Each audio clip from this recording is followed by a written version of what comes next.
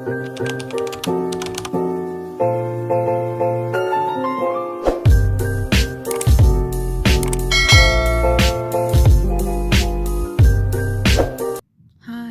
කොහොමද ඉතින් ඔයාලට සුබම සුබ අලුත් අවුරුද්දක් කියලා විශ් කරනවා හැමෝටම. ඉතින් අවුරුද්ද පටන් ගන්න කලින් මම මේගමුව පැත්තේ පොඩි රවුමක් ගියා. ඉතින් මුලින්ම ගියේ පන්සලට.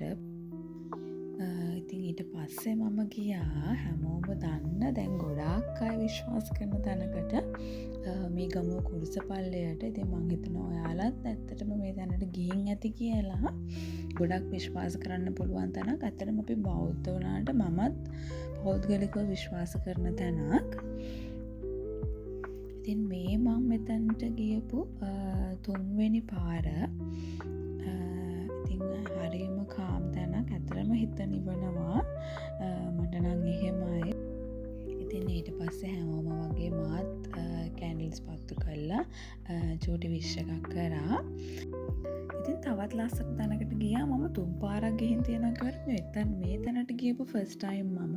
එතනත් හරිම ලස්සනයි කාම්. ඔයාලත් ගිහින් තියෙනවද කියලා මට චූටි කමෙන්ට් එකකින් දාගෙන යන්නකෝ බලන්න.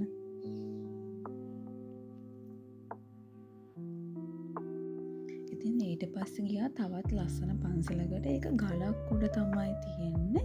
හරිම හිත සංසුන් කරගන්න පුළුවන් තැනක්. ඉතින් ඔයාලට පේනවා ඇති හරිම ලස්සනයි. ගොඩාක් පැරණි පන්සලක්. ඊට පස්සේ තමයි අපි ගියේ අපේ ඩෙස්ටිනේෂන් එකට. අපි යන්න හිටියේ හලාවත මුන්නේශ්වරම් කෝවිලට. ඉතින් අපි එතනට ආවා. එතනත් එහෙමයි. ඉතින් ඔයාලත් මේ තැන් වලට ගිහින් තියනවද කියලා මට කමෙන්ට් එකකින් දාගෙන යන්න.